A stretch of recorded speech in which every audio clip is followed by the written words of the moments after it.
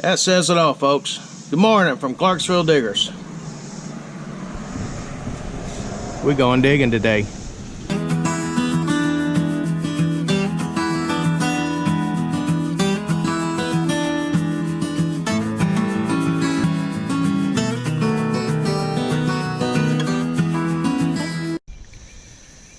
All right, we're here at the site. I've hit in a couple of my videos, I hit a few spots here, and I did find some round ball.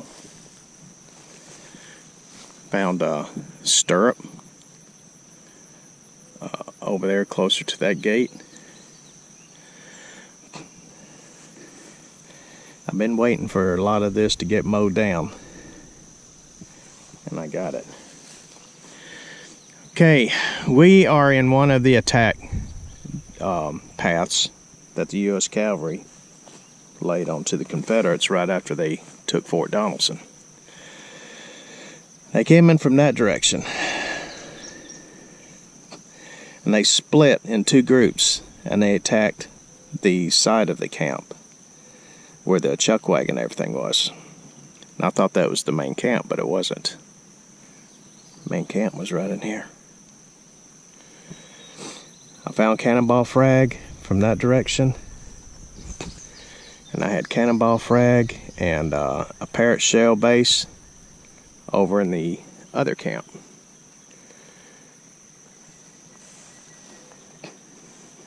I've been looking for a firing line, and I think I have it. And you see in that land there's a little bit of a depression. It kind of goes right up through there. Terrain doesn't really change a whole lot through the years. And I haven't really been able to detect this yet, but I guarantee that was a firing line. And right up on that rise was the cannon position. And they had, I predict they had 3 cannons, because during when everything was unfolding, it's going to be hard to start turning the cannon around a watt and catch another attack. They would have been attacking at the same time if they're smart. So they had one cannon facing this way, and they had 2 cannons beside, a Parrott rifle and another Napoleon cannon to shoot the hollow grape shots. And they had 2 pointed in to the other part of the camp. We're gonna make our way and get up on there. I appreciate what he done. I wished we got just a little bit more of that green, just a little bit further back. But that's okay. It's hot today, and it's gonna be hard to do a whole lot. This is something that's gonna be a work in progress. But I'm very grateful, very grateful. This keeps me out of trouble. I want to share something with you. Look at that, we got some Minelab flag. Ain't that cool? It's gonna make a good little sunblock on my drinks and stuff in the back. See, I was actually, since this is cut, I was able to bring my vehicle back here. All right, that's cool. Got this from usadetectors.com. This company is based out of Texas. Hey, it's here, a big cheer for the big T. Hoorah! And Texas guys, man, they're pretty cool. And his name's John Klein, and I contacted him a while back. I said, where can I find me a Minelab flag? I love their products. I mean, I love Garrett's too. As you see on my jacket, you know, I've got some Garrett stickers, but he didn't know if he still had one. He looked and he found one. And lo and behold, he mailed it to me. And I thought that was really, really cool. He didn't have to do that. So we're doing a shout out to usadetectors.com. And when you look it up online, please add the .com, and that will be his. There's another USA Detectors, but they just do eBay sales, and they're based out of Delaware. So usadetectors.com.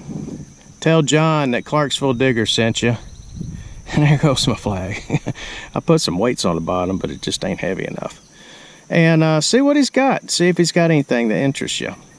And but just tell him that Clarksville Digger sent you, and he'd really appreciate it. I appreciate everything John done. He was a blessing, and I pray the Lord blesses him mightily for his gift. But we're fixing to go digging again. Got everything I need. Going to wear my little combat boots, but even though this is cut down pretty good, I'm still a little bit skittish on them little cut piles, so I got my snake boots on just in case. Gonna make my toes a little toasty, but be safe than sorry. We're gonna start working. I'm gonna go ahead and usually, you know me, I usually work around the perimeters and go in, but I'm gonna go ahead and go in the heart of the beast here, and I'm gonna see what we got. If we come up with anything, I promise I'll show it to you.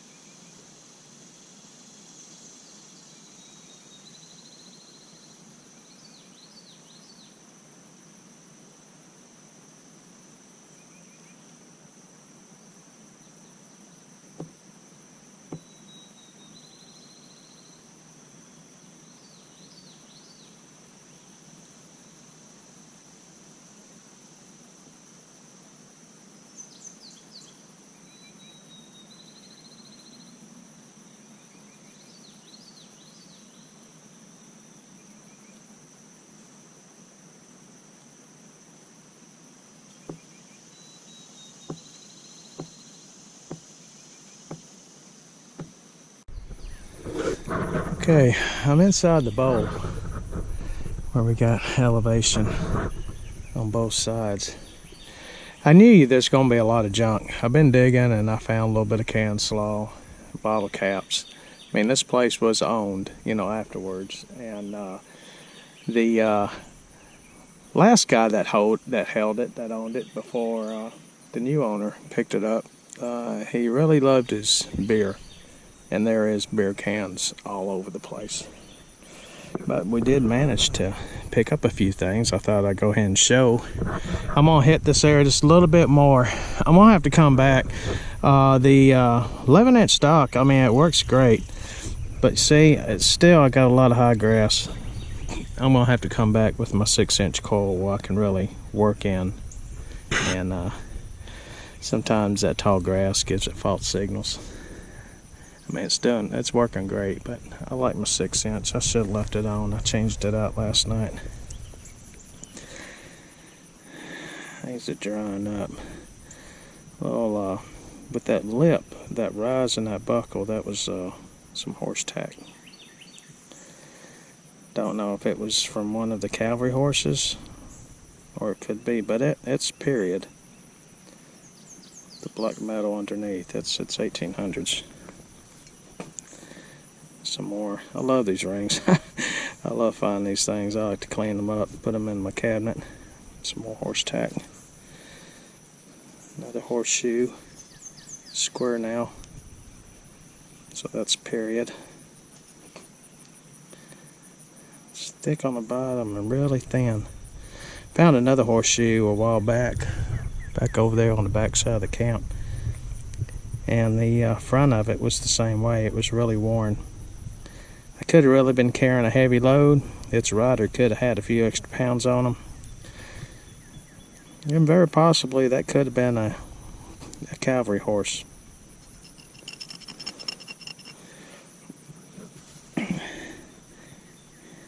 Sometimes you look at stuff like this and you don't really know exactly what it is. But I almost think that was part of a buckle of some sort with the angle. It's round on the top part and flat on the bottom. I don't know what that could have been. Could have been part of a J-hook, I don't know. This could have been part of a J-hook too. It's really decayed. It was much thicker. Could just been a bent piece of wire. I don't think that was J-hook. Even though it would have been thicker and went down and up. Okay, we're going to keep hitting this area a little bit. I'm crazy to be out here. I'm too old for this stuff. This heat is kicking my butt.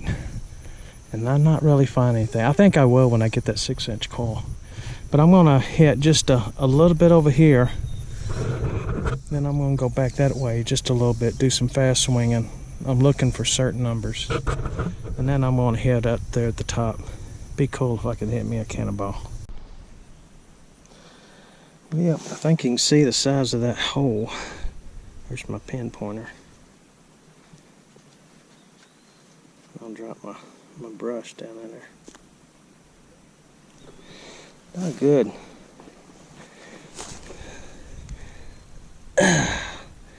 11 inches, I'd say. What is that?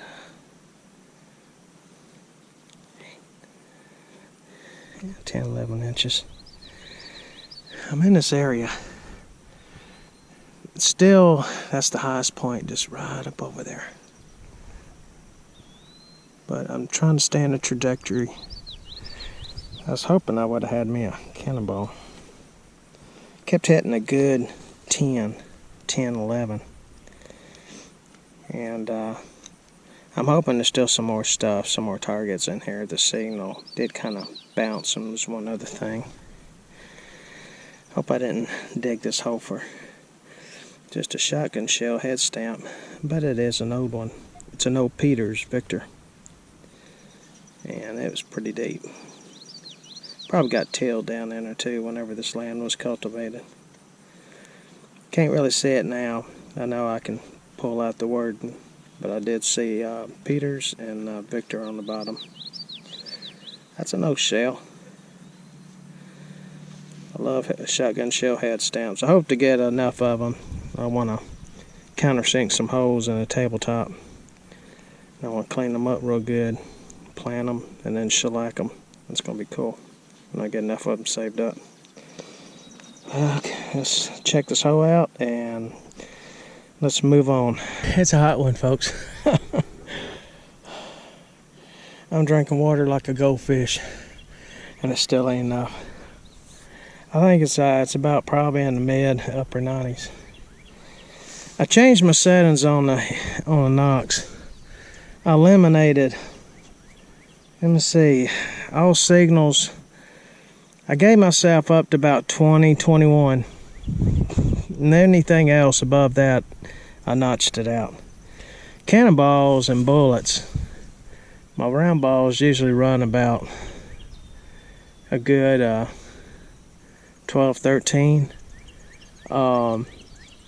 3 ringers, they run pretty close to 18.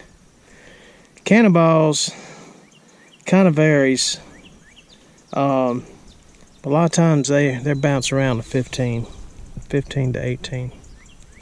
So anyway, I eliminated a lot of extra chatter that I didn't need.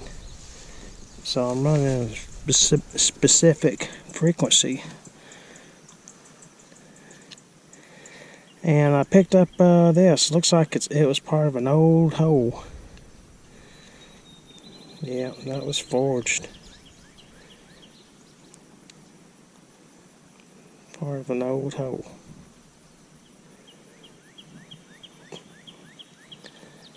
What would an old hole be doing way out here? Somebody a long time ago was trying to dig for something, but yeah, that's what that was. That was an old hole. That was half of one. Look at that old black metal. Yeah, that's period. Okay. This is something I wouldn't put in my relic cabinet, but I'll hold on to it. No cannonballs yet. But just changed my settings on the Nox, so I'm being more specific with my signals. I got plenty of time to work this place. That looks pretty good over there, don't it? Minelab. And now I gotta get one for Garrett, right? But whew, it's hot. Hey, found me a whole bunch of blackberries. And right there's a bush. This is covered with red ones. So I know where I'm coming for some blackberry cobbler. Yeah, buddy. I think they're okay. I think they'll be good to eat. All right, I'm gonna head around on this hole, see if there's anything else, and then we're gonna move on. Whew, it's a hot one. We're gonna call it quits for the day.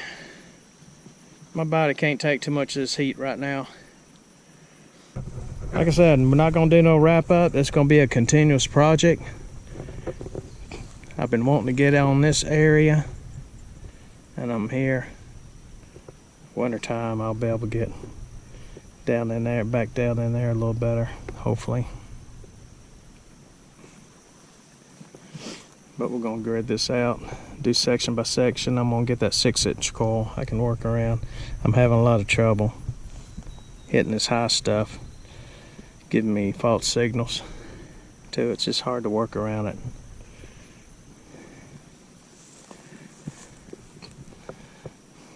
We're gonna probably get back down on that area with that little dip, work that a little bit more. It's just too tempting to declare that that was a firing line because of that natural dip. And behind us, the high ground here, the cannons could just basically shoot right over.